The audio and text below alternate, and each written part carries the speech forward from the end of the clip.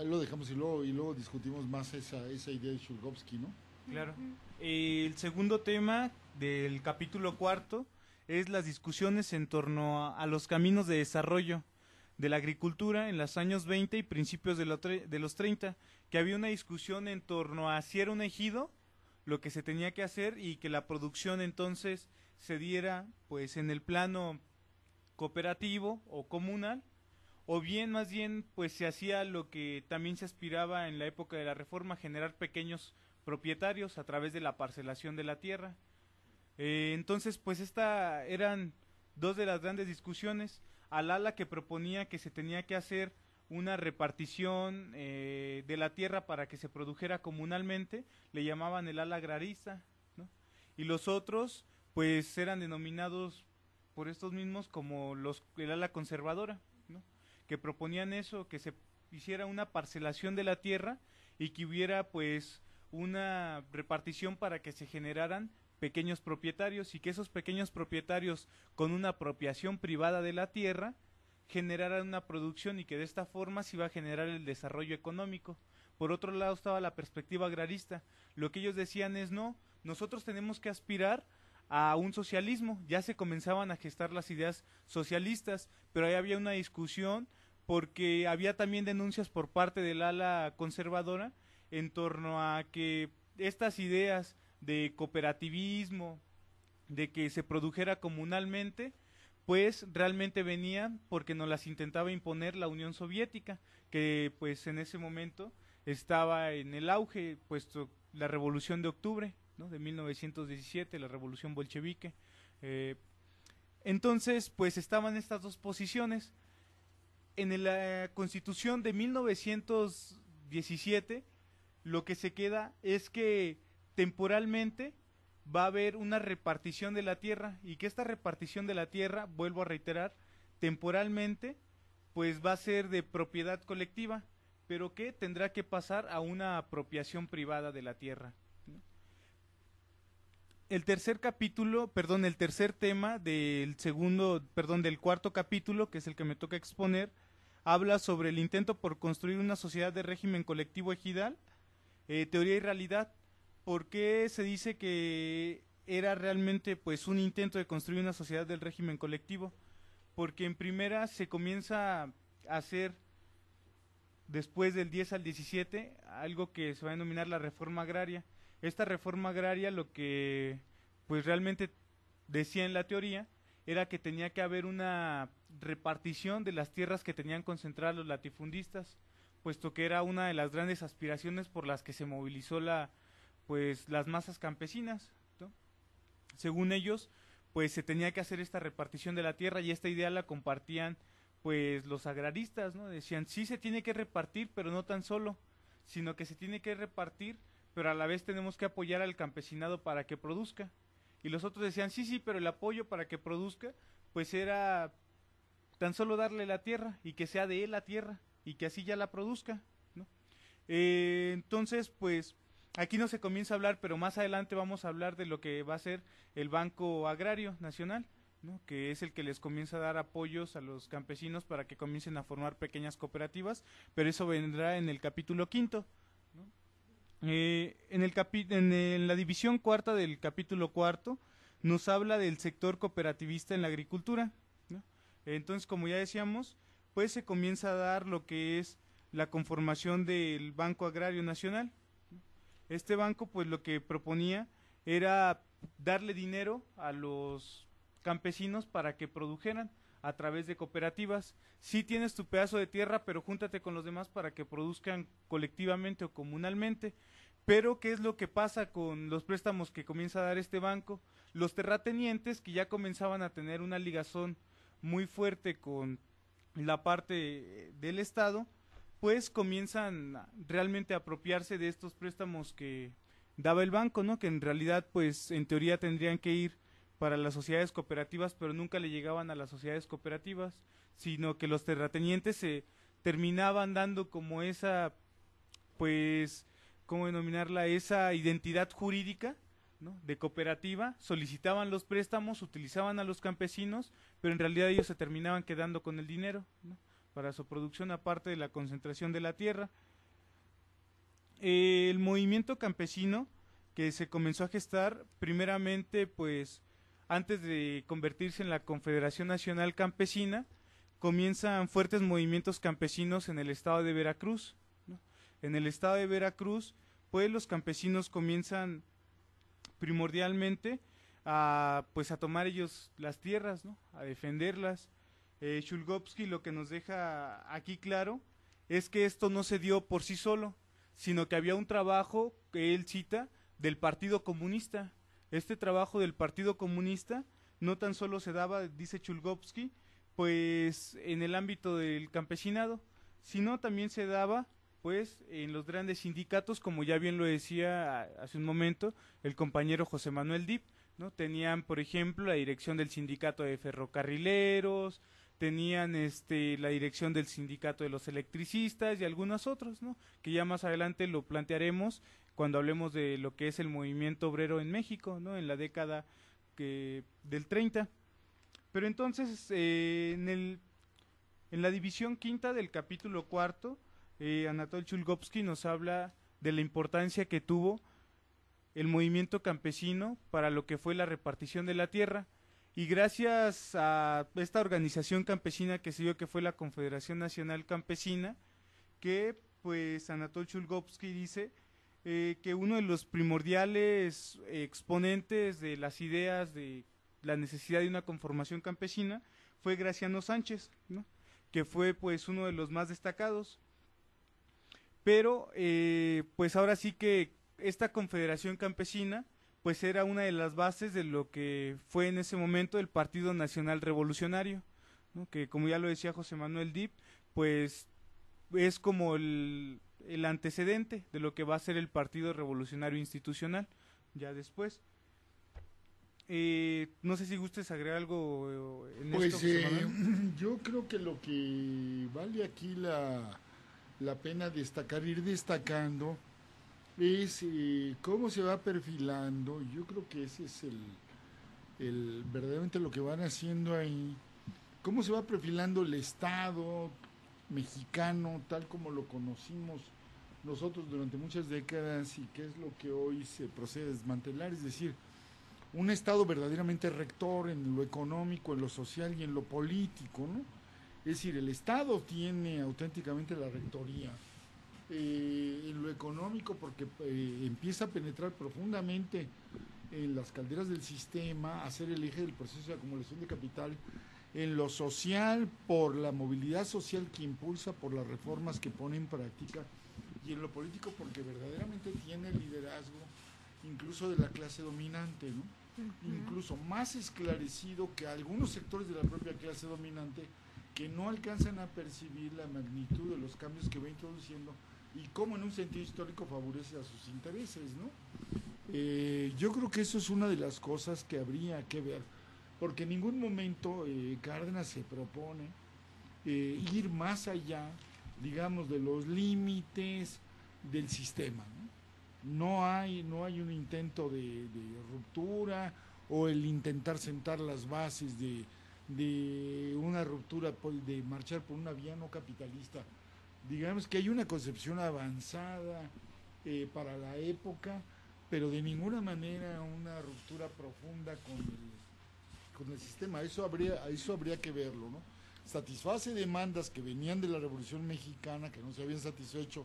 La reforma agraria, bueno, pues es la lucha por la tierra la que hace estallar el conflicto social de 10-17, y que para el periodo de Cárdenas no se había satisfecho, y otro tipo de demandas, las de educación, las del nacionalismo económico, etcétera, que tampoco estaban satisfechas, y empieza a avanzar, ¿no? Pero sí, bueno, si quieren que vamos a un cortito musical. Bueno, pues adelante, pues. Pues incluso Pascual Ortiz, ¿ya estamos?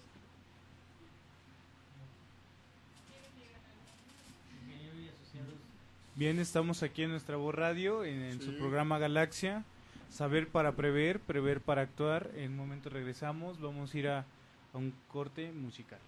Exacto.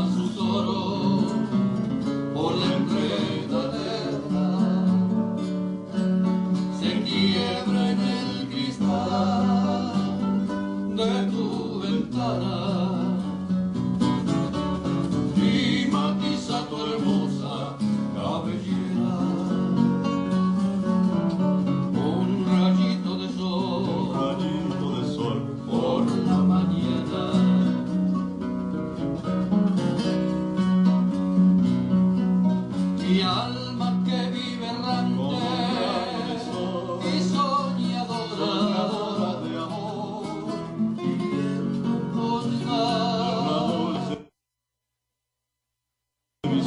visión lejana, quiere llegar a ti como la aurora.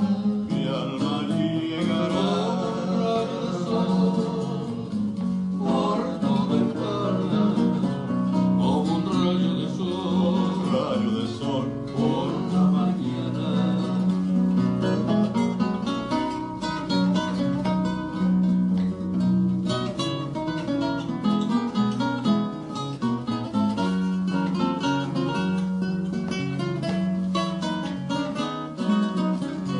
Quiere llegar a ti como la aurora. Mi alma llegará al sol por tu ventana, como un rayo de sol por la mañana.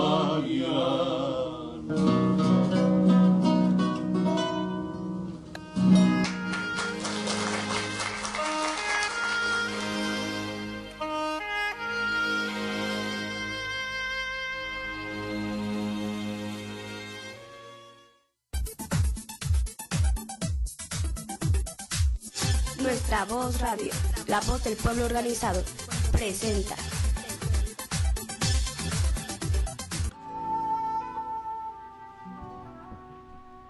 Bien, regresamos amigos aquí a su programa Galaxia, Saber para Prever, Prever para Actuar. Pues seguimos con el texto de Anatol Chulgovsky, México en la encrucijada de su historia. Ahora nos toca pues el capítulo quinto, hacer un pequeño resumen de este capítulo quinto, que el primer tema o el tema de este capítulo quinto es la participación de la clase obrera mexicana en el movimiento liberador antiimperialista, que es la forma en cómo pues define Anatol Chulgovsky toda la lucha que dieron las masas campesinas y las masas obreras en contra de las distintas empresas que primordialmente funcionaban con capital extranjero. Él la denomina movimiento liberador antiimperialista. Este quinto capítulo tiene una división de 4 temas. El primer tema es la lucha por la unidad de la clase obrera y la creación de la Confederación de Trabajadores de México. A mediados de los años 30 hubo pues cambios importantes en el movimiento obrero mexicano. Ahora sí que las grandes masas de obreros cada vez eran más activas e influían considerablemente en el movimiento sindical. Para Anatol Chulgovsky pues esto no se da de un día para otro ni por cuestión espontánea. Él nos dice que todo esto comienza a gestarse a través de una gran participación que tenía el Partido Comunista en distintas organizaciones sindicales y también en distintas organizaciones campesinas. Entonces dice él que pues esto no viene de la nada, ¿no? Antes de que se pudiera crear la Confederación de Trabajadores de México, existía la CROM, que la CROM pues en 1930 pasaba por una crisis pues muy grave.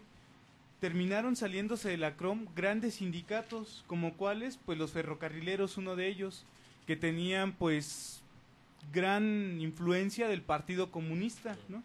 También se salen los obreros de la poligrafía, entre todos ellos cerca de 200,000 afiliados, era más o menos el aproximado que maneja aquí Anatol Chulgovsky, que es el número de personas que se cinden. La CROM decía que ellos tenían en total pues cerca de 1 millón de personas, ¿no? Que eran lo que manejaban entre todos los sindicatos.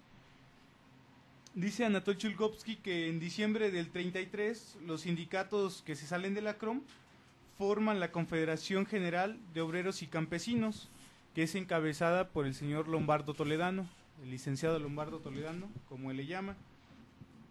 Esta Confederación General de Obreros y Campesinos pues termina también siendo uno de los antecedentes de lo que más adelante va a ser la Confederación de Trabajadores de México.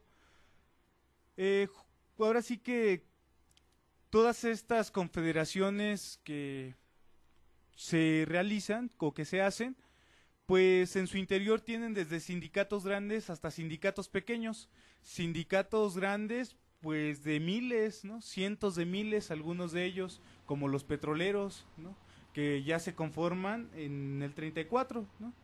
Pero nosotros ahorita estamos pues viendo la importancia de los sindicatos que se terminan escindiendo en lo que es inicios de la década del 30.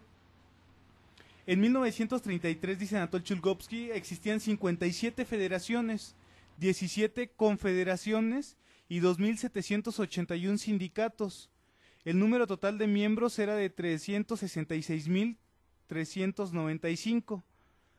Y Anatol Chulkovsky utiliza estos datos para decir, por un lado, esto nos demuestra que existía un gran divisionismo dentro de la clase trabajadora, pero por otro, lo que nos dice es que la clase trabajadora o la clase obrera, pues ya también comenzaba a tener una independencia de todos aquellos dirigentes que Anatol Chulkovsky define como reformistas, ¿no? Personas que preferían olvidar las demandas de los obreros y conciliar a espaldas de ellos con el Estado, ¿no? Como pasó con los petroleros en la huelga que hicieron a inicios del 34, cuando comenzaron, perdón, del 36, cuando comenzaron a exponer lo que era su contrato colectivo de trabajo, que ya veremos más adelante, con lo que es la crisis con las empresas extranjeras que realizaban la extracción petrolífera aquí en nuestro país. Entonces, dice Anatol Chulkovsky que una cuestión importante es entender la importancia que tuvo la clase obrera en nuestro país desde el movimiento revolucionario, cuando la Casa del Obrero Mundial firma pues un pacto para crear lo que van a ser los batallones rojos, ¿no? Estos batallones rojos que van a estar pues ahora sí que combatiendo a los ejércitos de Zapata y Villa, ¿no? Que van a estar siendo pues puestos en contra de sí mismo, dice Anatol Chulkovsky, poniendo a los hermanos de clase contra los hermanos de clase, ¿no? Para que nos matemos entre nosotros, dice Anatol Chulkovsky. Dice que la importancia del sindicalismo independiente, como él lo denomina, independiente de la ideología pequeño burguesa y burguesa, como él lo define, y como nosotros también creemos que es la definición, pues es que poco a poco se va haciendo frente a los intereses de la clase que pues es contraria a la clase obrera, que es la clase de los empresarios, que tienen a su servicio primordialmente a través de Plutarco Elías Calles y de Álvaro Obregón, que en un primer inicio Álvaro Obregón comienza a hacer alianzas con los agraristas y después se les termina volteando. Dice, pues nosotros estábamos desprotegidos hasta que no comenzamos con el sindicalismo independiente, pero volvemos a reiterar, para Anatol Chulkovsky, pues eso no se da espontáneamente, eso se da a través de un trabajo que comienza a hacer el Partido Comunista para generar una concepción de clase, como lo define Anatol Chulkovsky, una concepción proletaria. Ello que de ahí pues venga en el momento en que se conforma la Confederación de Trabajadores de México, que en su programa ellos propongan la generación de una sociedad sin clases, una generación de una sociedad en la cual no existe explotación del hombre por el hombre, que eso está marcado en el programa de la CTM, que después, dice Anatol Chulkovsky, pues ya no es lo mismo, ¿no? A partir de la década del 40 comienza pues ahora sí que un repunte del ala derechista y de la subordinación de los sindicatos hacia los intereses del Estado y de la clase que tiene en su poder al Estado, dice Anatol Chulkovsky. Esto pues para el primer tema. El segundo tema es la ideología y la política de la Confederación de Trabajadores de México. Como ya bien lo comienza a apuntar Anatol Chulkovsky, la Confederación de Trabajadores de México ya comienza a hacer un ejercicio del sindicalismo independiente. Ya no es ese sindicalismo en el cual se terminaba pues olvidando, como le dice Anatol Chulkovsky, los intereses de la clase proletaria por subordinarse a los intereses de la burguesía que tiene en sus manos al Estado, dice Anatol Chulkovsky. Entonces poco a poco la ideología de los trabajadores van pues ahora sí que avanzando, Y este avance les va dando para que poco a poco vayan entendiendo que solamente a través de la unidad de la clase proletaria y haciendo una alianza estratégica, como él lo define, con la clase de los campesinos, de los trabajadores agrícolas, ¿no? Pues es como verdaderamente podemos hacer frente a lo que va a ser pues el imperialismo. Por eso que él defina como un movimiento liberador antiimperialista, a lo que es pues el surgimiento de los movimientos campesinos y de los movimientos obreros que terminaron generando sus organizaciones. Dice Anatol Chulkovsky que uno de los principales problemas a los que se enfrentó la CTM para poder hacer esta alianza estratégica es pues por un lado la oposición de Cárdenas hacia pues tener una alianza estratégica, ¿no? Poder generar una central pues única para poder aglutinar a los campesinos y a los obreros. Dice Anatol Chulkovsky, Cárdenas no quería, Cárdenas lo que decía era que cada quien se hiciera cargo del sector al que pertenece y que el Estado iba pues realmente a darle dirección a estas organizaciones, porque el Estado se apoyaba en estas organizaciones como lo comienza a definir Anatol Chulkovsky, el discurso de Cárdenas. El Estado comienza a apoyarse en estas organizaciones para comenzar a hacer las modificaciones que a la clase que comienza a tomar el Estado le conviene, ¿no? Así lo define Anatol Chulkovsky. En el tercer tema del capítulo 5, Anatol Chulkovsky ya comienza a plantear lo que es la división en las filas de la CTM y la influencia en el desarrollo posterior de la lucha del proletariado mexicano. Dice que desde que la CTM comenzó a actuar, en sus filas aparecieron contradicciones entre los miembros de base de los sindicatos y los líderes reformistas que influían en la dirección del sindicato. Para esto, él nombra a una persona, pues que muchos de las personas de izquierda conocemos, que es Fidel Velázquez, ¿no? Fidel Velázquez y sus partidarios dicen, cuando Fidel Velázquez termina siendo secretario de organización de la CTM, dice que ahí comienza un repunte nuevamente de lo que va a ser el ala derechista o el ala moderada, como él le llama, y que a partir de ahí se comienza a golpetear a lo que va a ser el sindicalismo independiente, ¿no? Dice que a partir de eso, en el cuarto pleno del Congreso Nacional de la CTM, un número considerado de sindicatos, de los grandes sindicatos, decide salirse de lo que es la CTM, ¿no? Entre ellos pues están primeramente los ferrocarrileros, los electricistas, los poligrafistas, ¿no? Pero también pequeños sindicatos que eran pues de una empresa solamente, ¿no? Que la empresa X pues formaba su sindicato y ese número de agremiados pues también pertenecía a la confederación. También muchos de esos pequeños sindicatos se terminan escindiendo porque proponían un sindicalismo independiente. El cuarto subtema del capítulo 5 nos habla del sector cooperativista en la economía del país y la participación de los obreros en la administración de las industrias nacionalizadas.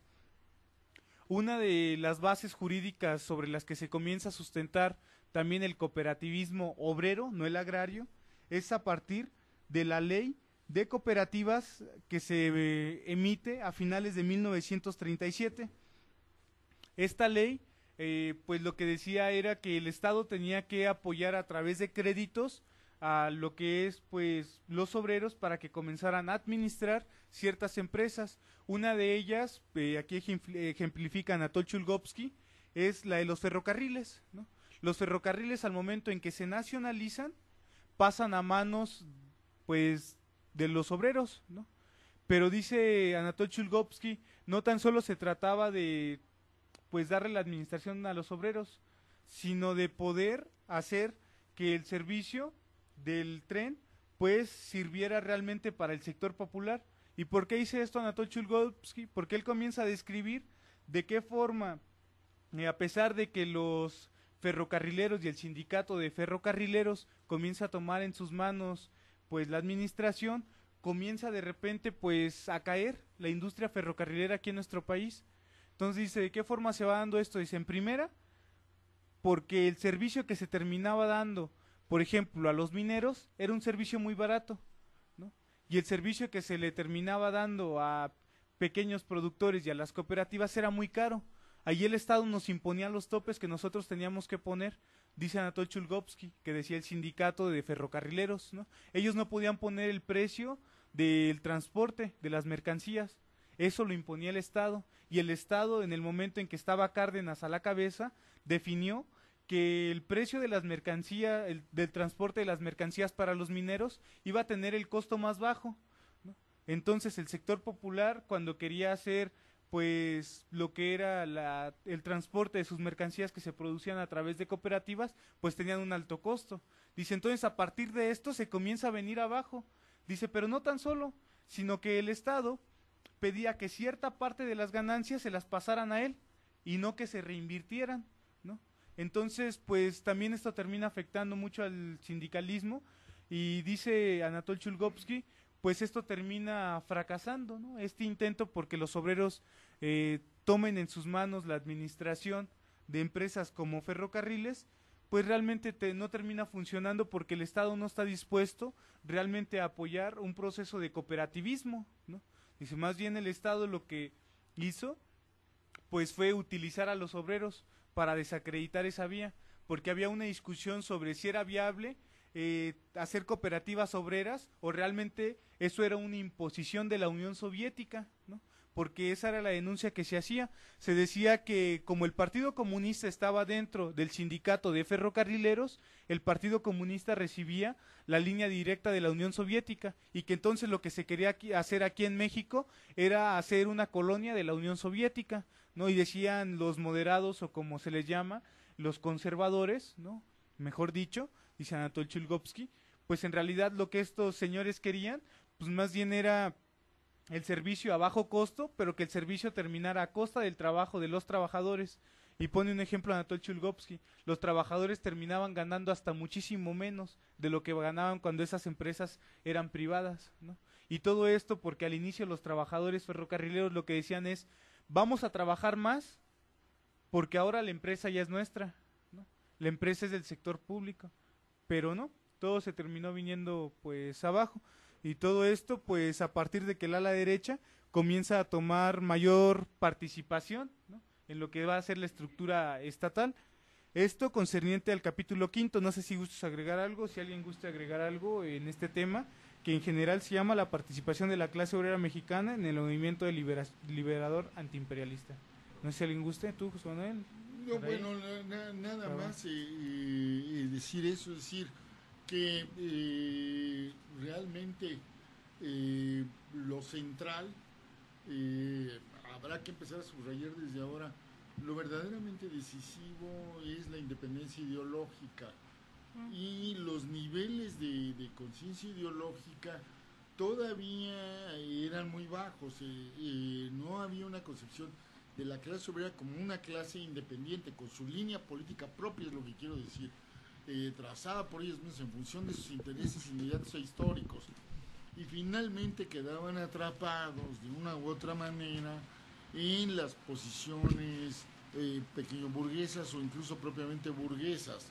Eso no lo lograban rebasar. Entonces el intento, por ejemplo, de constituir cooperativas obreras, etcétera, fue relativamente fácil de derrotar y de desprestigiar a partir de ese tipo de cosas, de esas, digamos, como trampas, en las que te lo entrego a sabiendas de que no vas a poder, para luego presentar la derrota como la descalificación total de la alternativa, ¿no?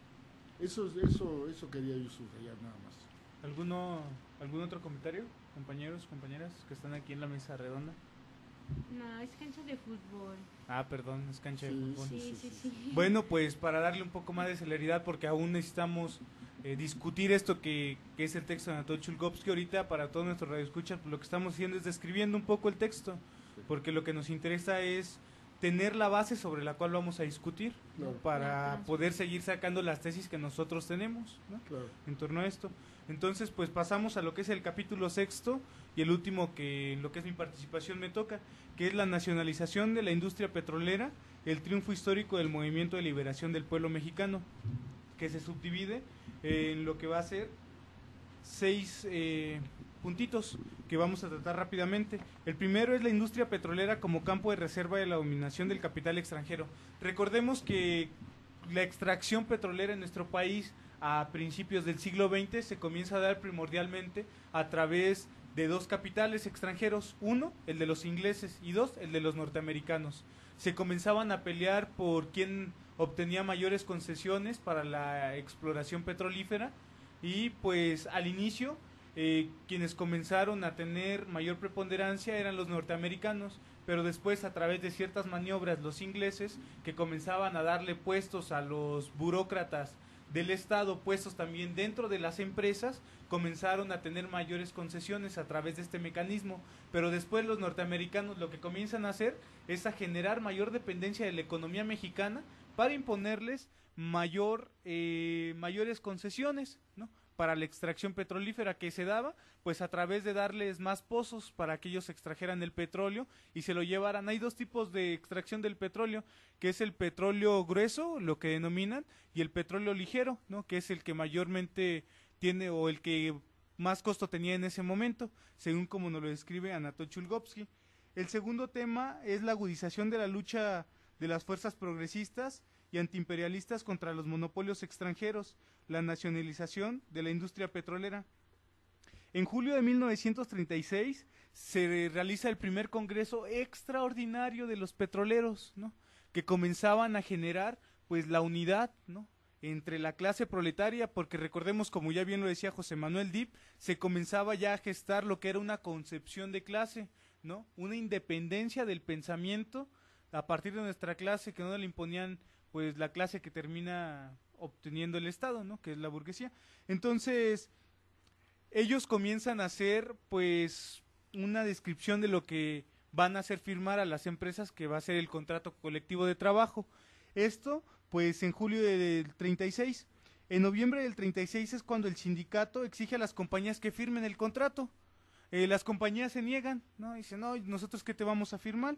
Dice Anatol Chulgovsky que esto se daba pues porque ellas sentían la fuerza que tenían al interior de la economía mexicana, y lo que ellas decían es, no nos pueden hacer nada, el Estado mexicano no nos va a hacer nada porque depende de nosotros, ¿no? Pero entonces lo que hacen los obreros es que se comienzan a movilizar.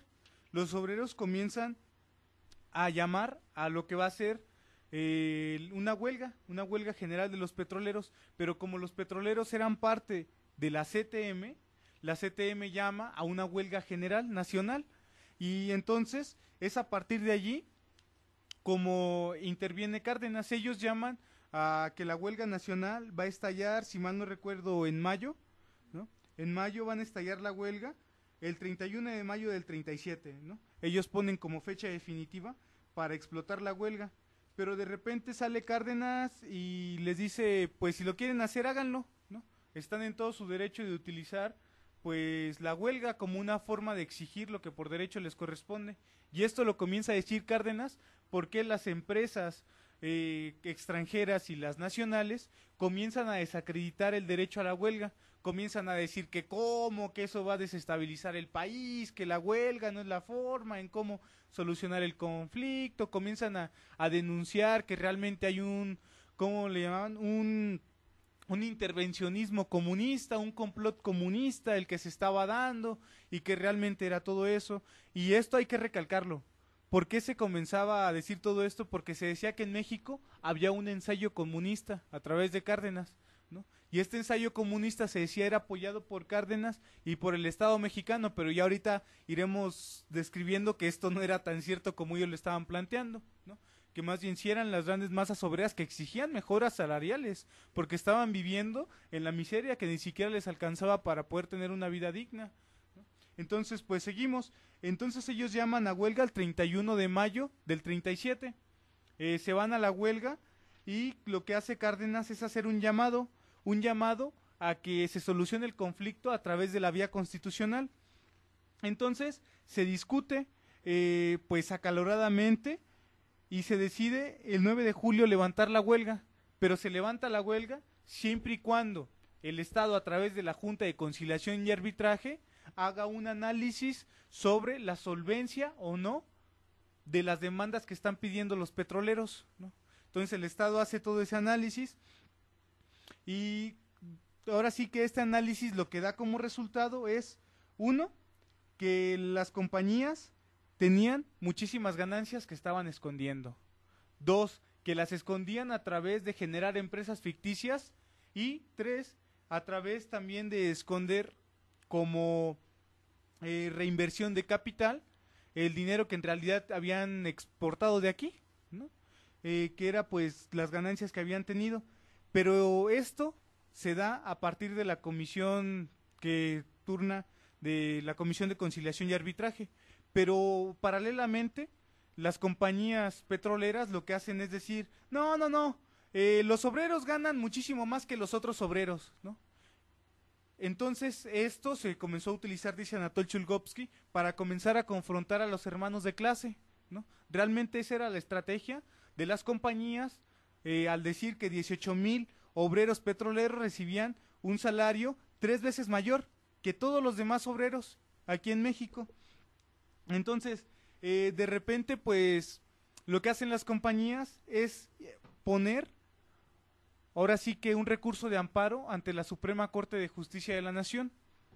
La Suprema Corte de Justicia de la Nación, pues, no daba la respuesta a los petroleros, ¿no? Ni a las compañías. Entonces, lo que hacen los petroleros es decir, o nos dan la respuesta o nos vamos otra vez a la huelga, ¿no? Entonces, lo que hace la Corte el 1 de marzo de 1938, es decir, tienen que pagar, ¿no? Le dicen a las compañías, tienen que pagar, ¿no? Las compañías dicen, no vamos a pagar, primordialmente el Standard Oil y el Águila, que entre ellos generaban más del 60% del capital, ¿no?, que se estaba invirtiendo. Entonces, pues, dice no, pues no. La Suprema Corte de Justicia el 16 de marzo de 1938, el 17 de marzo, tienen 24 horas para darle 26 millones de pesos a los obreros, que es el aumento que necesitan ellos y que ustedes pueden pagar, porque se están llevando más de 56 millones de pesos de ganancias al año. Entonces ustedes tienen solvencia para pagar. Entonces lo que hacen las compañías es decir, no vamos a pagar. No vamos a pagar, ¿no?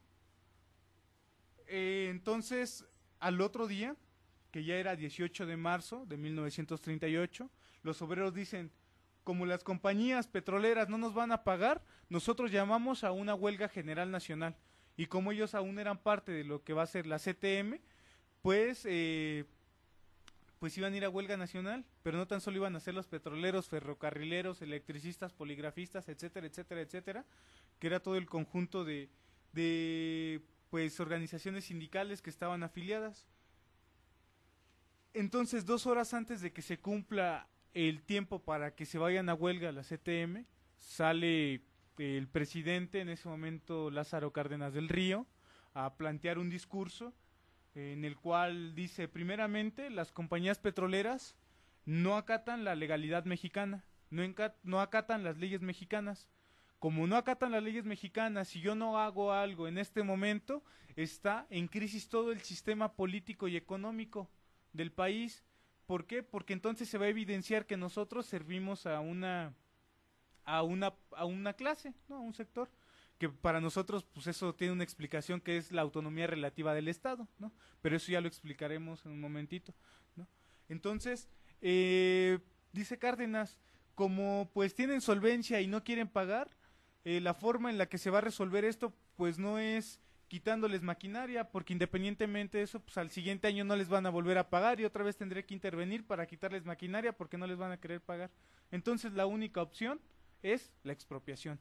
Y la expropiación se hace a través de un argumento jurídico que se da en el 33, que es la ley de expropiación, en el cual se decía que tenía que haber una retribución de lo que tú estás expropiando, pero Cárdenas hace una maniobra donde dice que sí le va a pagar, pero como el petróleo es recurso de la nación, solamente va a pagar lo que es la infraestructura, pero se la va a pagar acorde a los años, pues, en cómo se vayan viniendo. Si hay dinero, pues se le va a pagar, y si no, pues no se le va a pagar en ese año, entonces se le va a pagar acorde a las aportaciones que haya tenido el país en ese momento, ¿no?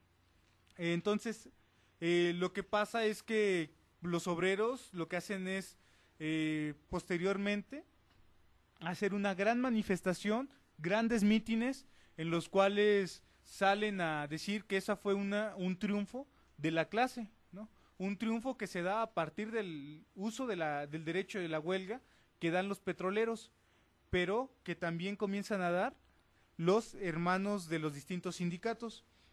Esto concerniente al punto número 2. El punto número 3 es la posición de Inglaterra y los Estados Unidos ante la nacionalización, porque recordemos que las dos principales expresiones de capital extranjero se daban pues como parte de lo que es los ingleses y los norteamericanos. Primordialmente los norteamericanos tenían ya en 1938 el 60%, ¿no? El 60% del capital invertido, según lo que dice Anatol Chulkovsky, ¿no? Entonces, ¿cuál es la posición de Inglaterra y de los Estados Unidos? Primeramente, la posición de Inglaterra es: vamos a intervenir militarmente a México. Se discute en el Congreso de Inglaterra, ¿no?, decir eso. Pero de repente dentro de la discusión dice uno de los legisladores ingleses: sí, lo podemos hacer siempre y cuando los Estados Unidos de Norteamérica nos apoyen, porque recuerden que existía algo que se denominaba América para los americanos, que era la doctrina Monroe, ¿no? Entonces eso influía mucho, porque si los Estados Unidos de Norteamérica dejaban que se invadiera militarmente a México, peligraban los intereses de ellos. No tanto le importaba el Estado-Nación mexicano, sino los intereses que ellos tenían, porque aparte del capital invertido en petróleo, ellos tenían capital invertido en la minería, en la electricidad, en la construcción, en tierras, ¿no? En muchísimas partes ellos tenían dinero, ¿no?, invertido. Entonces, pues esa es la posición de los Estados Unidos de Norteamérica. Pero el Estado norteamericano no se mete directamente. Lo que hace directamente es decir, esperamos del gobierno mexicano, del Estado mexicano, una resolución favorable para las compañías norteamericanas. Y lo que hace el Estado inglés es exigir que se le devuelva a las compañías inglesas lo que ilegalmente el Estado mexicano les quitó. Esto pues es la posición de Inglaterra y de los Estados Unidos en lo que concierne al capítulo 3. En el capítulo 3 también es necesario que dejemos claro, como lo deja aquí Anatol Chulkovsky, que el discurso que se utilizaba por parte de las compañías petroleras norteamericanas primordialmente es que se decía: el Estado mexicano nos quiere pagar, y el Estado mexicano: sí les pagamos, pero pues denos tiempo, porque no tenemos el suficiente dinero para pagarles todo en un solo, pues de un solo golpe, ¿no? Entonces los Estados Unidos de Norteamérica lo que comienzan a hacer es pues a presionar al Estado mexicano para que pague, pero no oficialmente, sino extraoficialmente, ¿no? ¿Cuál es la primera medida que toman? El no comprarle plata a México. No le compran plata a México, pero ahí entran en contradicción dos primordiales capitales norteamericanos, que era el capital que tenía monopolizada la minería en México, que era norteamericano, y el capital que tenía monopolizada la producción de petróleo, ¿no? Entonces, pues el Estado norteamericano lo que decía es: ¿a cuál de los dos apoyo? Si los dos son parte, pues, del gran capital internacional, ¿no? Los mineros y los petroleros, pues ya no le voy a comprar plata a los mexicanos. Entonces se comienzan a quejar los mineros norteamericanos.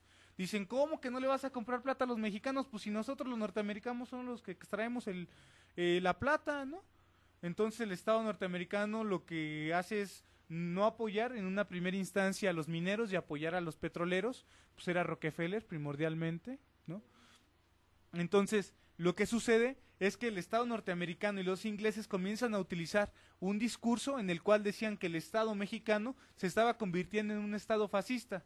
¿Por qué? Porque los Estados Unidos de Norteamérica y los ingleses lo que hicieron pues fue un bloqueo económico.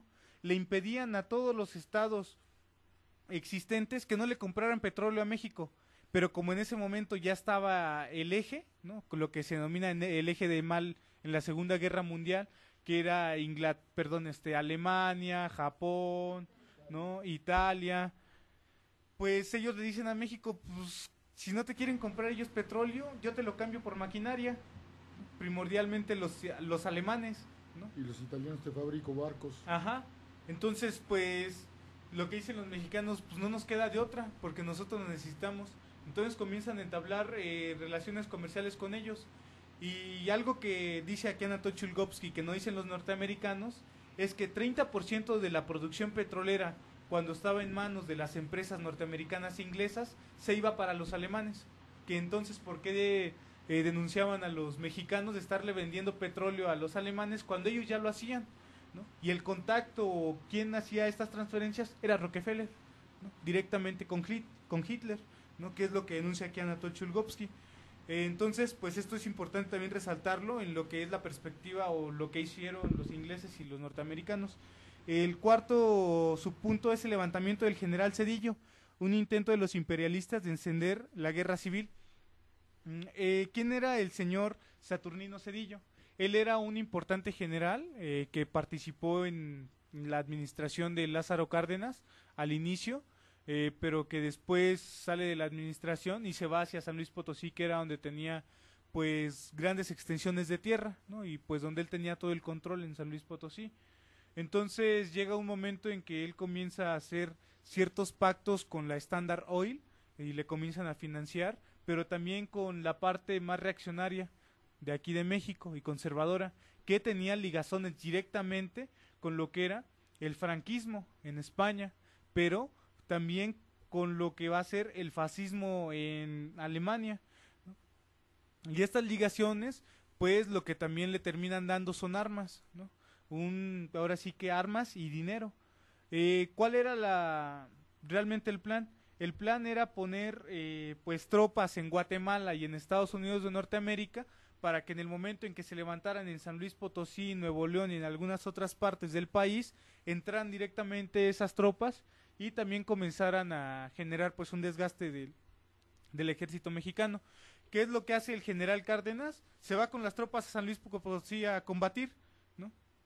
Y lo que hace pues es vencerlo rápidamente, ¿no? Pero lo que denuncia Cárdenas pues es ese financiamiento a partir de las empresas petroleras, ¿no? Que acababan de recibir este golpe de la expropiación que se había dado. Pasamos a lo que es el quinto puntito del capítulo sexto, que es el último que a mí me toca de comentar, que es la nueva etapa de la injerencia de las fuerzas gubernamentales norteamericanas en los asuntos internos de México. ¿Qué es lo que pasa? Pues que el Estado norteamericano obliga al Estado mexicano a que se siente a conversar con las empresas, pues, que tenían esta extracción petrolífera. Entonces lo que hace, pues sí, es obligarlo a que se siente, y el Estado mexicano se sienta, y el Estado mexicano ya lleva, pues, lo que van a hacer su propuesta. ¿Cuál era la propuesta del Estado mexicano directamente? Pues eran primordialmente 4 puntitos. El primer punto que puso el general Lázaro Cárdenas era que las compañías deberán reconocer al gobierno mexicano como el único propietario de la industria petrolera, es decir, reconocer a la nacionalización. El segundo era que la dirección de la industria deberá hallarse plenamente en manos del gobierno mexicano.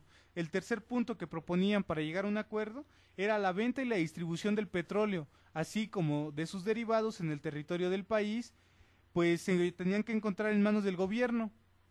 Y la parte restante del petróleo extraído y que no se dedique a satisfacer necesidades internas, aproximadamente el 60%, se exportará y un determinado porcentaje de su venta se destinará a cubrir la compensación.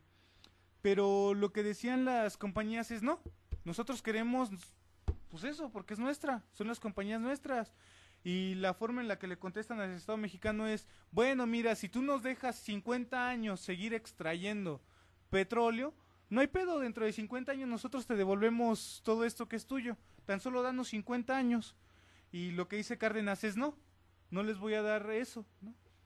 Entonces, lo que sucede es que nuevamente salen las organizaciones obreras a las calles, ¿no? A través de mítines, de movilizaciones y de pequeños paros que se van dando desde 15 minutos de los electricistas hasta 2 horas, que son los petroleros, ¿no? Que es como una forma de hacer la unidad de clase. Pero algo que ellos decían y que comenzaron ahora sí que a predominar en sus ideas, era que no se podían hacer huelgas porque eso terminaba pues golpeando a la economía nacional, ¿no? Que ya se comenzaba a ver mayormente estas ideas a través de los líderes sindicales como eran Fidel Velázquez, en algunos otros momentos, dice Anatol Chulgovsky, pues se da a través del licenciado Lombardo Toledano también, y el mismo Graciano Sánchez, ¿no? En su momento. Entonces, pues, la forma en cómo termina todo esto es que, bueno, el capítulo que a mí me toca exponer, porque aquí no vamos a terminar con la exposición del problema, pues es que el 9 de agosto de 1939, entre el 9 y el 11 de agosto, rompen las conversaciones las compañías norteamericanas e inglesas. Dicen, ya, la fregada con las conversaciones, vamos a intervenir militarmente, ¿no? Entonces, lo que dicen los norteamericanos es, no sean, pues no sean eso, ¿no? No sean pendejos, ¿no? Como decimos acá en nuestro barrio, ¿no? Porque si ustedes hacen eso, pues entonces no nos dan chance de movilidad, dice el Estado norteamericano. Dice, en cambio, si ustedes demuestran que el Estado mexicano es el que no quiere pagar esto, lo utilizamos mediáticamente y lo desacreditamos, y de esta forma tenemos cubierta la entrada allí en México. Pero no sucede de esa forma, sino que ellos actúan irreflexivamente y hacen eso. La lucha del pueblo mexicano contra el imperialismo pues se terminó agudizando, porque no tan solo fueron los ferrocarriles, no tan solo fue el petróleo, fue la electricidad y muchísimas otras ramas de la producción que se terminaron nacionalizando, y muchísimas tierras que se repartieron también en el sexenio de Lázaro Cárdenas, que pues representan más que la suma desde inicios del 20 más o menos a lo que es el 34, ¿no? Pero todo esto se comienza a parar porque una de las condiciones para entablar diálogo con las empresas extranjeras respecto a la nacionalización del petróleo era que no siguiera el reparto agrario. ¿Por qué? Porque entonces estaban afectando nuevamente a los extranjeros, que eran los que mayormente tenían en su poder concentrada la tierra. Entonces dicen, si vamos a dialogar, no queremos que sigas con el reparto agrario. Y Cárdenas acepta. Y de esa forma pues demuestra pues realmente lo que los límites, ¿no? Como bien decimos, de la lucha. Pero entonces algo importante que hay que rescatar de este capítulo 6 es que si Cárdenas pudo hacer la nacionalización del petróleo, fue gracias primeramente a la actividad de las masas obreras. En segundo, fue gracias a ese respaldo de las masas obreras, porque en principio fue una exigencia de las masas obreras y obligaron las masas obreras a que Cárdenas o sentaba a las empresas o las sentaba, ¿no? Porque imagínate tener más de 18,000 trabajadores en la huelga de petróleo, ¿no? Que es un sector importantísimo para todas las actividades productivas. Tan solo pues es con petróleo con el que se terminaban transportando ya a inicios de la década del 30, cuando, inicia el 20 el proceso de comenzar a construir automóviles en México. Pues algo importante para que se muevan los automóviles pues es la gasolina, que es un derivado del petróleo, ¿no? Nada más. Entonces pues hasta ahí el capítulo 6. Por el momento no vamos a discutir, sino al finalizar el texto proponemos que se discuta. Pues sí, el problema son casi 10:15. ¿En serio? Sí. Pues entonces yo digo, José Manuel, que vayamos a un cortecito musical y regresamos.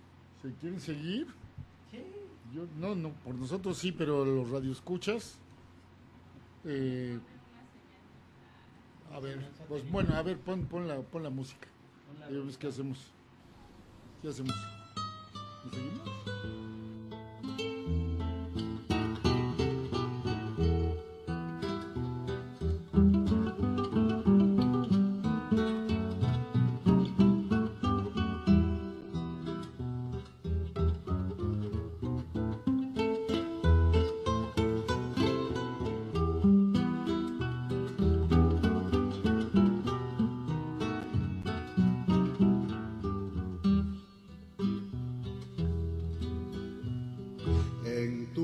De fresa quiero besarte con un beso infinito que te estremezca y te haga soñar, que sea un beso que apague mi sed de amarte, que me entregue tu vida y me dé tu ansiedad.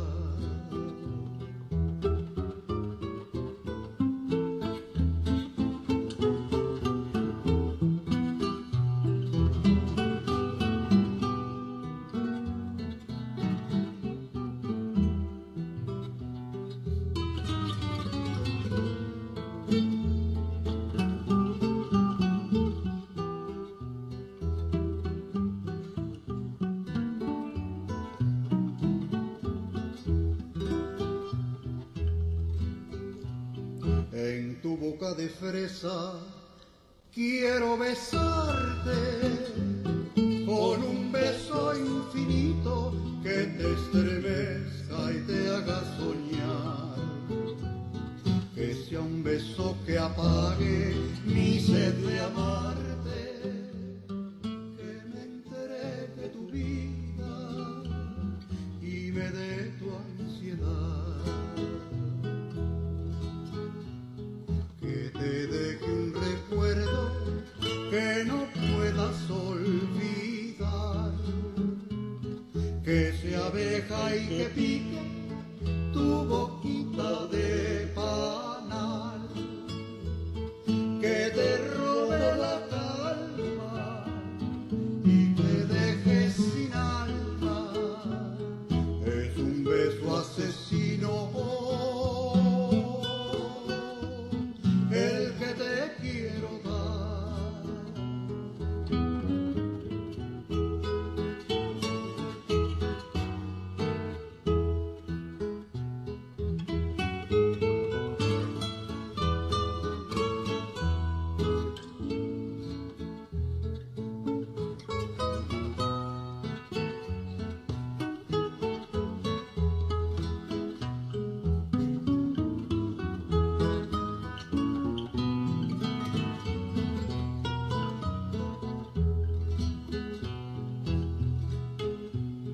Que te deje un recuerdo que no puedas olvidar, que sea abeja y que pique tu boquita de panal, que te robe la calma y te deje sin alma. Es un beso asesino el que te quiero dar.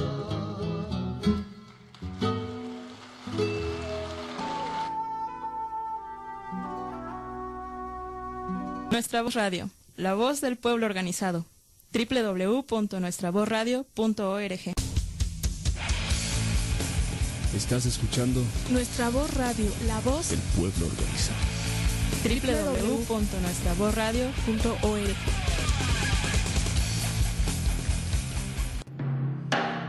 Bueno, pues vamos a hacer un corte aquí. Digamos, hemos visto prácticamente 3/4 partes del texto de Anatoly Shulgovsky, y nos faltarían algunas cosas, que es propiamente, digamos, el final del periodo del gobierno del general Cárdenas y el arranque del gobierno de Ávila Camacho, ¿no? Allí hay lógicamente un quiebre, luego lo expondremos con detalle, pero hay lógicamente un quiebre. ¿Y cuál va a ser este quiebre? Que la guerra, digamos, no soy muy partidario de esos, pero digamos que la fecha que se señala como oficial para el inicio de la guerra es 1 de septiembre de 39, que es prácticamente el final del periodo del general Cárdenas, que es el primer periodo en el que un presidente de la República permanece 6 años en el cargo. Él inició en 34. Bueno, ¿y esto qué? El inicio de la guerra, ¿qué repercusiones va a tener para México? En el plano de la política exterior, que no hemos visto mucho, el general Cárdenas fue muy activo. Acuérdense ustedes que la tesis marxista es que la política exterior no es más que la prolongación de la política interior. No vamos a poder tener una política exterior muy progresista si la política interior es muy reaccionaria. Explíquense así la política exterior del gobierno de Peña Nieto, una política interior muy reaccionaria, muy antipopular, con una política exterior de ese mismo corte. El general Cárdenas, digamos que había jugado varias cartas importantes en la arena internacional. Uno fue el apoyo a la República Española. La República Española triunfa en los primeros días de 1936 con un frente popular, y ya para julio de ese año está sometida a un golpe de Estado que no cuaja, pero que deriva en una guerra civil terrible. Y solo hay 2 países que van a apostar por la República Española, que son la Unión Soviética de un lado y México de otro. Incluso México enviando armas, enviando combatientes, apoyando de muy distintas maneras a la República Española. Pero no solo eso, bueno, la República Española infortunadamente no sobrevivió en parte por las condiciones internas, pero también en parte por todo el rejuego que hay a su alrededor de parte de las potencias disque democráticas que la dejan literalmente, la aíslan y la dejan morir sola. Bueno, este es un contratiempo grave para el general Cárdenas, pero luego el general Cárdenas va a apoyar a Haile Selassie, el rey de reyes, el jefe del Estado etíope, ante la agresión fascista de la Italia fascista que lo derroca, ¿no? Bueno, estas cartas que juega el general Cárdenas finalmente no tienen tan buen resultado. Ya el hecho de que la guerra se inicie en 39 va a significar algo de lo que decía el analista del misterio. Ya la compra de petróleo por parte de las potencias del eje, la fabricación de barcos petroleros que se habían cargado y tal, etcétera, ya no se concretan. Y eso paradójicamente va a permitir que el imperialismo, sobre todo el imperialismo norteamericano, gane posiciones en el interior del país, sustituye al capital italiano que compraba textiles en México, etcétera, y van a afianzar sus posiciones. Esta es una de las consecuencias, ¿no? Es decir, van a afianzar sus posiciones en el interior del país. Bueno, obviamente hay cosas que hacia el final del gobierno de Cárdenas separan el reparto agrario, que se queda inconcluso. El reparto agrario se queda inconcluso y esto va a generar problemas, por ejemplo, en la zona de la laguna. En la zona de la laguna los campesinos se van a sentir tremendamente frustrados porque el reparto agrario no se concluye, y en otras partes del país, pero digamos es muy significativo lo que ocurre en la laguna. Y en otros casos el propio movimiento obrero no va a encontrar ya las condiciones que tenía, digamos, al principio del gobierno de Cárdenas, por ahí de los años 34-35, para seguir movilizándose. Hay represiones a los mineros, por ejemplo, y tal, ¿no? Bueno, ¿y esto qué quiere decir? Que en el interior del propio aparato del Estado van afianzándose grupos conservadores, van ganando posiciones. Y en ese marco no es posible, Cárdenas ya no está en condiciones, digamos, de imponer o de impulsar a un sucesor progresista, que se reclamaba fuera el general Francisco J. Mújica, el gran soldado de la Revolución Mexicana, constituyente del 17, uno de los autores del artículo 123, y tal, un personaje muy progresista. No es posible impulsar su candidatura y en cambio se opta por uno de los más reaccionarios miembros del gabinete, que es Ávila Camacho. Y Ávila Camacho, con las ligas que él tenía con el alto clero, con sectores muy reaccionarios del empresariado, con la parte más conservadora y dura del ejército mexicano y con el propio imperialismo. Y entonces, bueno, Ávila Camacho va a iniciar una campaña presidencial en la que se va a presentar él como el continuador de la política de Cárdenas, en una especie de esquizofrenia de esta que vemos incluso hoy en los políticos mexicanos, en los que de un lado dice que va a continuar la política de Cárdenas y de otro lado el discurso tiene que ser: vamos a cambiar, esto no puede seguir así, hay que terminar con la agitación, hay que darle garantías al capital, etcétera, etcétera. Pero de otro lado, con el juego de los intereses imperialistas, impulsando la candidatura de un viejo general enriquecido, devenido corrupto, etcétera, ligado profundamente a intereses norteamericanos, etcétera, que el general Almazán. La contienda disque electoral se decanta en ese sentido. La contienda de Almazán no tiene mucho de contienda electoral, sino propiamente de un caudillo que está llamando a insurreccionarse y a asaltar el poder. Surgen a la vez movimientos muy reaccionarios como el movimiento sinarquista en el Bajío, de profundo contenido anticomunista, encabezado, nos platica Shulgovsky, por demagogos muy hábiles que aprovechan el descontento, la insatisfacción de masas campesinas de la zona y de otras zonas del país para movilizarse muy eficazmente, con consignas como no de todos proletarios, sino todos propietarios, etcétera. Y por ahí se va la contienda. Y realmente la contienda, yo creo que en términos de lo que aparece en las urnas, la ganó Almazán. El candidato del partido oficial es derrotado. Sin embargo, se impone por la vía del fraude, de la negociación, del cohecho, etcétera, Pero lo que queda de fondo, más que quién ocupa la presidencia de la República, es que se instaura una versión mucho más reaccionaria, mucho más conservadora, de intereses más conservadores de los que habían estado representados en el bloque cardenista. Esto está claro. El propio Partido Revolucionario que había fundado el general Cárdenas tiene una recomposición interior hacia fuerzas más conservadoras. Bueno, y el propio movimiento obrero va perdiendo fuerza. Ávila Camacho, en la medida en que va tomando las riendas plantea ya no la lucha de clases, sino la unidad a toda costa. Estamos en guerra, vamos a entrar en guerra contra el fascismo, y la unidad a toda costa es: abandónense todas las demandas de clase, las luchas sindicales, las huelgas, etcétera, porque el enemigo está allá afuera. Y entonces tenemos que cerrar filas contra el enemigo. Y la unidad a toda costa incluso se traduce en cosas tan concretas como el congelamiento de los salarios. No suben los salarios porque eso sería entrar en conflicto o volver a alentar la lucha de clases, etcétera, y se congelan los salarios durante todo el sexenio Ávila Camachista. Desde luego se le da para atrás a la política de la reforma agraria, se empiezan a tomar medidas para volver a restituir a los terratenientes en la propiedad de sus tierras, en cubrirlos de garantías jurídicas para que puedan mantener las tierras que tienen en su poder, etc. El gobierno de Ávila Camacho es un gobierno profundamente reaccionario que va a alentar los intereses más importantes de los grandes monopolios. El discurso de él es: vamos a darles garantías, no hay que asustarlos. No puede, esta es una cuestión central en el gobierno de Ávila Camacho, el país no puede desarrollarse sin la presencia del capital extranjero. El capital extranjero es como el aire o el agua. Sin él no vamos a ningún lado y tiene que tener presencia, etcétera.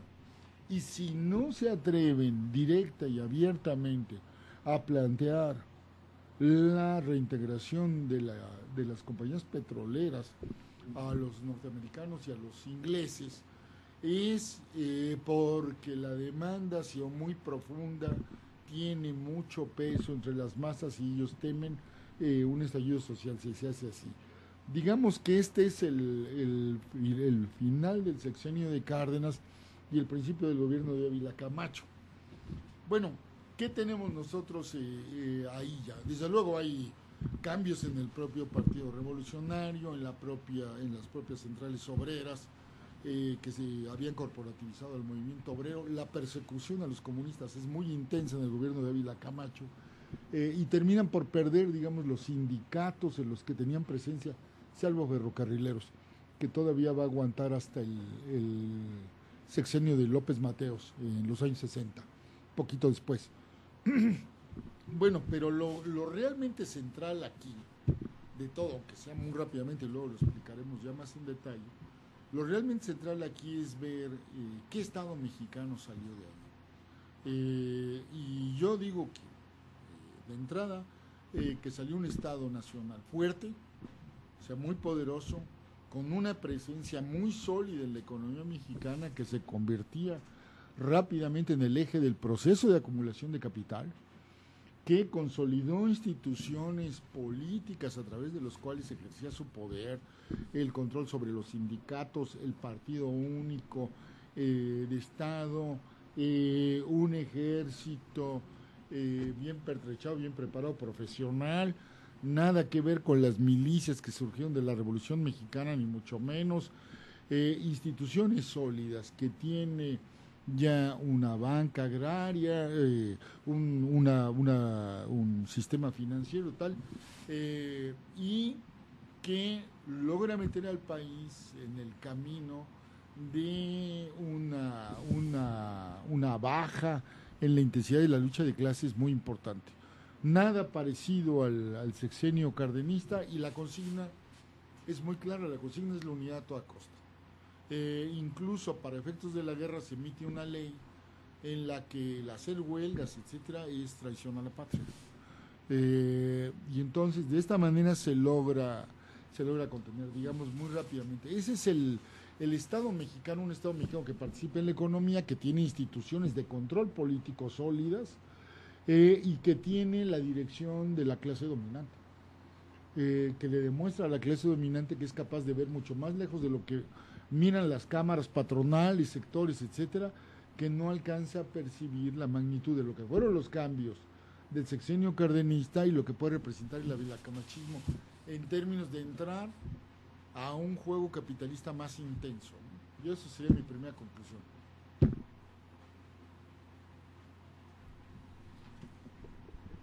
Creo que una de las cuestiones que también podemos observar o concluir es que el Estado comienza a tener una gran participación en la actividad productiva de la economía. Comienza a hacerse cargo de los ferrocarriles, de la electricidad, del petróleo. Entonces, pues es como dice José Manuel, es el eje sobre el cual gira la acumulación de capital. ¿Por qué? Porque es quien pone, ahora sí que las reglas, ¿no?, para dinamizar todo esto, y quien te puede imponer desde el costo de las mercancías, de la producción, de las materias, hasta el de transporte de tus materias, de tus mercancías, etcétera, etcétera, etcétera. Pero esto no quiere decir que el tipo de Estado que tenemos es un Estado que termina sirviendo a todos los sectores, sino que el Estado comienza a adoptar realmente pues un apoyo primordial para lo que va a ser el capital monopolista, que es como ya lo comienza a definir Anatoly Chulgovsky, ¿no? Por ejemplo, tiene una relación muy estrecha con el monopolio de la extracción minera, ¿no?, pero también tenía relación muy estrecha con el monopolio de la extracción petrolífera. De hecho, Cárdenas deja claro, mi intención no era ni siquiera expropiar, era que pagaran únicamente, pero como no pagan, ponen entonces en tela de juicio todo lo que es el Estado, y entonces sacan a la luz lo que verdaderamente es el Estado, y eso no lo voy a permitir. Claro. Que eso se puede ver a través de lo que nosotros denominamos como una autonomía relativa del Estado. En el momento en que tú, como parte del Estado, pones al Estado en crisis general, el Estado te va a aventar prácticamente. Es ahí donde se ve esa autonomía relativa, ¿no? O sea, para poder sostener todo el sistema capitalista de producción, tú tienes que caer, pero el Estado no. El Estado nunca debe de caer, ¿no? Entonces, creo que, vuelvo a reiterar la conclusión, el Estado comienza a tomar una participación directa en la actividad productiva de la economía. Otra, como dice José Manuel Dip, comienza a consolidar ciertas instituciones políticas, primordialmente, desde el partido hasta poder afianzarse en las direcciones de los sindicatos, ¿no?, tanto obreros como campesinos, ¿no? Recordemos que había fuertes organizaciones obreras y campesinas, ¿no? Y otra de las cuestiones primordiales es que el Estado también comienza a ser el fundamental prestador de capital, ¿no? O sea, por lo tanto el Estado comienza a generar pues la actividad financiera, ¿no? Ya después veremos en los 70s y 80s que comienza a darle entrada a lo que es la banca privada, ¿no?, y cómo comienza a nacionalizar, privatizar, y por qué se van dando estos cambios. Pero lo primordial en este momento es ver que el Estado comienza a adoptar ciertas actividades que no traía en sí. Y la capacidad de dominar ideológicamente a las masas, ¿no? La consigna de la unidad de toda costa no se rompe bajo ninguna circunstancia, ¿no? Los sometió, punto, incluso hasta en las cuestiones económicas, ¿no? Bueno, pues es este periodo donde se da una consolidación de un Estado, una reconstrucción total del Estado, y estamos hablando de un Estado nacional, un Estado interventor dentro de los sectores importantes en la economía, que son estas relaciones sociales de producción, donde se empiezan a caracterizar ya como un capitalismo monopolista, ¿no? Un capitalismo monopolista de Estado, y cabe rescatar o recalcar y dejar preciso que se puede expresar de dos formas, que el nacional, que se puede dar privado, o puede ser el estatal, con la creación y la nacionalización de estos procesos, que es la industria petrolera o nacionalización de los ferrocarriles. Y por otro lado, pues igual el papel que empieza a jugar el capital monopolista extranjero. Entonces, pues rescatar esto, que también pues el Estado empieza a tener una fuerte intervención dentro de las instituciones. Una de ellas pues es la educación. Entonces, pues en educación es donde se ve reflejado esta cuestión del Estado interventor dentro de los procesos dentro de estos procesos productivos. Claro. Yo sugiero que en la siguiente sesión, en el siguiente programa, recapitulemos muy rápidamente y vayamos a la parte final ya con más detalle del texto de Shulgovsky, pero sí, para quien tenga duda de la caracterización que se hace del Estado, yo creo que con la cantidad de elementos que se han vertido hoy, queda muy claro el Estado mexicano, no el Estado librescamente visto ahí, el administrador de los negocios comunes de la burguesía en concreto, cómo actúa, cómo se maneja el Estado mexicano, cómo se va perfilando, digamos, en su etapa moderna, en su etapa reciente, y cómo luego veremos en la siguiente vez quién forma parte de esa oligarquía. Hay una oligarquía que van haciendo en esa época. Ahí están los Legorreta, los Espinosa Iglesias y otros, los Jenkins, etcétera, que nacen al calor, que se consolidan y forman parte de la oligarquía al calor del gobierno de Ávila Camacho y no de otro. Esa oligarquía en la que hay un buen número de poblanos, pero que juegan ese papel durante mucho tiempo. Para que vean ustedes cómo estos elementos pueden mutar, pueden cambiar incluso de nombres de personajes, pero siempre están constantes ahí. ¿Y a qué vamos nosotros con toda esta exposición? Bueno, a una mejor comprensión o a tratar de ayudar a que se comprenda mejor cómo actúa el Estado mexicano. Este Estado mexicano que es el que enfrentamos hoy, para quitarnos de ilusiones y de falsas apreciaciones y verlo tal cual es. Punto.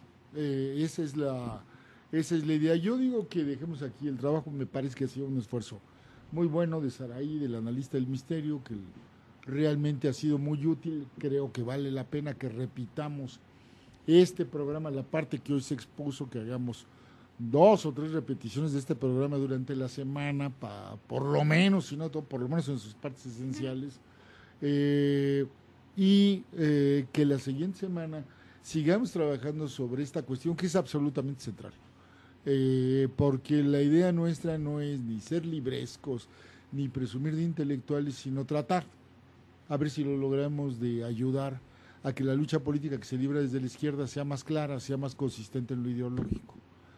Pues gracias, compañeros, gracias Java, gracias Zika, gracias Saraí, gracias al analista del misterio y gracias a los que nos tuvieron la paciencia de acompañarnos durante esta sesión.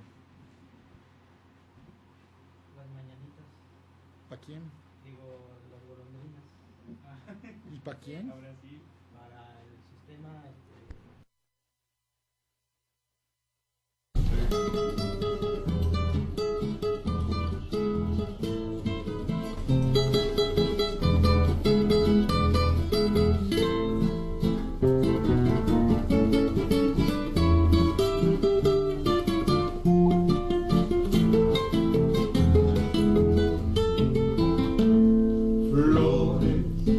Perfumes y recuerdos que llevo tan ligados a mi ser.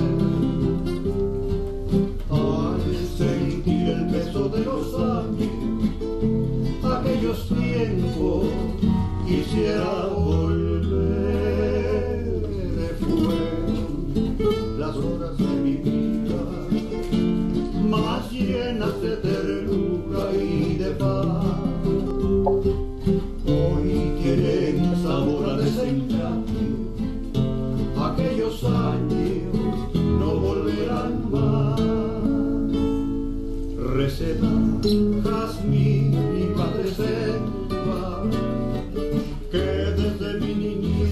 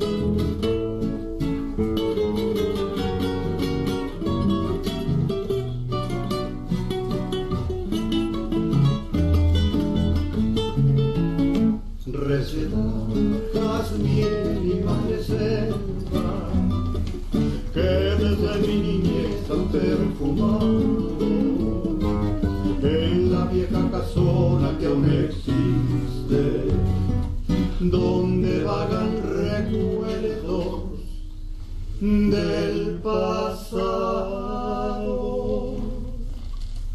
Receta, jazmín y madreselva, presupieron de mi primer amor. Como quisiera estar en el feliz ayer